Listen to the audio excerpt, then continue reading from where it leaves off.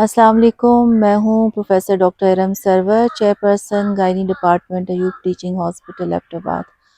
آج ہم بات کریں گے ایک بہت ہی اہم موضوع پہ، اور وہ موضوع ہے سب فرٹیلیٹی، انفرٹیلیٹی یا بانجھ پن بھی جس کو کہتے ہیں۔ یہ ایک بہت ہی کامن مسئلہ ہے اور دنیا بھر میں ہر 6 میں سے ایک کپل اس مسئلے سے دوچار ہوتا ہے۔ ہمارے ملک میں اس مسئلے کو لے کے بہت سارے متس اور مس انڈرسٹینڈنگز ہیں۔ آج ہم اس کے اوپر بات کریں گے۔ سب سے پہلی بات تو یہ ہے کہ آپ کو یہ پتہ ہونا چاہیے کہ سب فرٹیلیٹی یا بانجھ پن کب ہوتا ہے۔ اگر آپ کی عمر اگر خاتون کی عمر 35 سال سے کم ہے اور شادی کے 1 سال کے بعد تک بھی حمل نہیں ہو سکا تو اس کو ہم سب فرٹیلیٹی میں ڈالتے ہیں۔ اگر خاتون کی عمر 35 سال سے زیادہ ہے تو شادی کے 6 مہینوں کے بعد اگر پریگننسی نہیں اچیو ہو سکی تو وہ سب فرٹیلیٹی میں شمار کی جاتی ہے۔ دوسری اہم بات جو آپ سب کو پتہ ہونی چاہیے وہ یہ ہے کہ اکثر جب سب فرٹیلیٹی ہوتی ہے تو سب لوگ عورت کی طرف دیکھ رہے ہوتے ہیں کہ شاید اسی میں مسئلہ ہے اور اسی میں پرابلم ہے، اور سارا ٹائم ڈاکٹرز کے پاس اس کو لے کے پھر رہے ہوتے ہیں۔ اس کے لیے یہ جاننا بہت ضروری ہے کہ اس میں آدھی ریزنز جو ہیں وہ عورت میں کوئی مسائل کی وجہ سے ہو سکتی ہیں، آدھی جو ہیں وہ مرد میں مسائل کی وجہ سے ہوتی ہیں، کچھ میں دونوں میں مسئلے ہو سکتے ہیں، اور کئی کپلز ایسے ہوتے ہیں کہ جن میں دونوں میں کوئی بھی مسئلے نہیں ہوتے اور پھر بھی فرٹیلیٹی نہیں ہو رہی ہوتی ہے۔ تو جب بھی ہم سب فرٹیلیٹی یا بانجھ پن کا علاج کرتے ہیں تو اس میں مرد اور عورت دونوں کا ڈاکٹر کے پاس آنا اور اس سے مشورہ لینا بہت ضروری ہوتا ہے۔ سب فرٹیلیٹی کی کازز کیا کیا ہیں، کن وجوہات سے ہوتی ہے؟ اس میں خواتین کے اندر جو بہت اہم وجہ آج کل نظر آ رہی ہے وہ ہے پولیسسٹک اوویرین سنڈروم یا PCOS بھی جس کو کہتے ہیں، جس میں آپ کا ہارمون امبیلنس ہوتا ہے اور اس کی وجہ سے آپ کو یہ پرابلم ہوتی ہے۔ اس کے علاوہ اگر یوٹرس میں کوئی فائبرائڈز ہیں یا اگر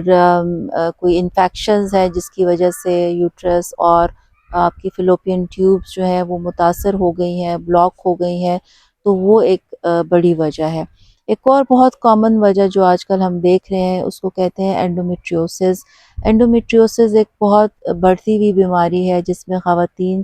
کے یوٹرس کے علاوہ، یوٹرس کی لائننگ کے علاوہ اینڈومیٹریم جو ہے وہ اور جگہوں پہ بھی ہوتی ہے، جیسے انڈردانی ہے یا پیٹ کے اندر، تو اس کی وجہ سے بھی یوٹرس کے اندر پریگننسی کا حصول مشکل ہو جاتا ہے، اور اس کے علاوہ فیلوپین ٹیوبز کو وہ بلاک بھی کرتی ہے۔ اسی طرح مرد حضرات کے اندر جو کامن وجوہات ہیں، ایک تو اگر کوئی ایڈکشن ہے جیسے اسموکنگ کرتے ہیں یا اس کے علاوہ کوئی ایڈکشن ہے اس کی وجہ سے ہوتا ہے، پھر ڈائبٹیز اگر مردوں کے اندر ہو اس کی وجہ سے، ویٹ کا بہت زیادہ ہونا یا کم ہونا، پھر ہارمونل خرابیاں مرد حضرات کے اندر بھی ہوتی ہیں جس کی وجہ سے ان کے سپرم کاؤنٹ میں متاثر ہوتا ہے، کم ہو جاتا ہے، یہ سپرمز بن ہی نہیں رہے ہوتے، اور اس کے علاوہ سیکشول ڈسفنکشنز ایک بہت بڑی وجہ ہوتی ہے۔ تو یہ کچھ کامن وجوہات ہیں۔ سب سے اہم بات جو کہ بہت ضروری ہے سمجھنا وہ یہ ہے کہ جب کپل پریگننسی اچیو نہیں کر سک رہا ہوتا تو اس سے ان کے اوپر بہت سا مینٹل سٹریس آ جاتا ہے، کیونکہ جیسے ہی شادی ہوتی ہے سب لوگ پوچھنا شروع کر دیتے ہیں کہ کوئی خوشخبری ہے نہیں ہے، تو اس کی وجہ سے عورت کے اوپر بھی ایک مینٹل سٹریس ہوتا ہے اور اوبویسلی آدمی کے اوپر بھی ہوتا ہے۔ تو سٹریس ایک بہت ایسی وجہ ہے جو کہ بہت اوور لوکڈ ہے، یعنی اس کے بارے میں لوگ سوچتے نہیں کہ سٹریس ایک سب سے کامن وجہ ہے جس کی وجہ سے پریگننسی اچیو کرنا مشکل ہو جاتا ہے۔ تو جب بھی انفرٹیلیٹی یا بانجھ پن کا علاج ہوتا ہے تو اس میں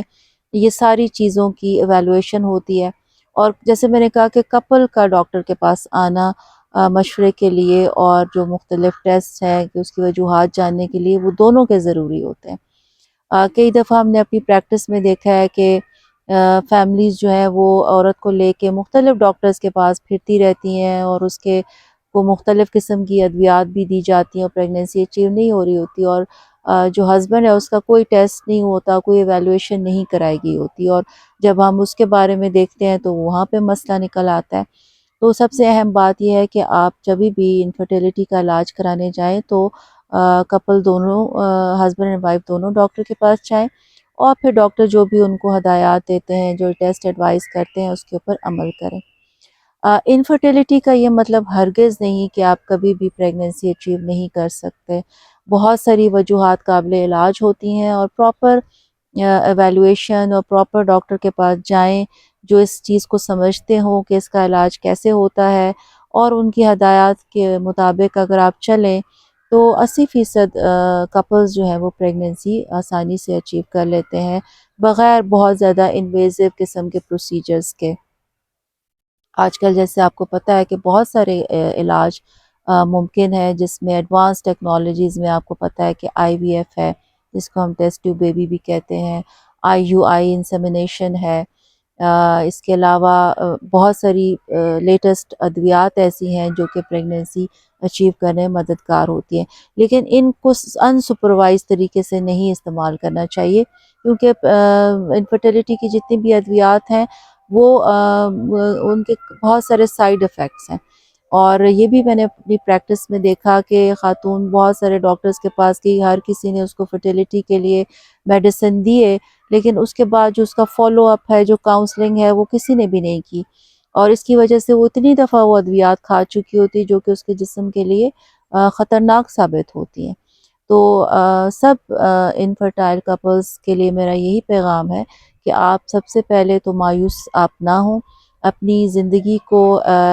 لائف سٹائل کو بہتر کریں، سٹریس کو اپنی ریلیو کرنے کے لیے آپ ڈفرینٹ قسم کی ایکسرسائز، یوگا، میڈیٹیشن،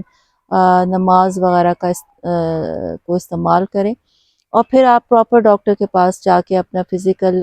معائنہ کرائیں اور ان کی ہدایات کے اوپر عمل کریں، تو انشاءاللہ آپ کو اس سے بہتر طریقہ علاج سے آپ پریگننسی اچیو کر سکتے ہیں۔ مجھے امید ہے کہ آج کے پیغام سے آپ کو انفرٹیلیٹی کے بارے میں کچھ نہ کچھ معلومات ہوئی ہوں۔ اگر آپ انفرٹیلیٹی سے ریلیٹڈ کوئی خاص ٹاپک کے اوپر معلومات چاہتے ہیں تو ہمیں کامنٹس میں لکھ کے بھیجیں، پھر ہم اسی کے اوپر ایک ایکسکلوسیو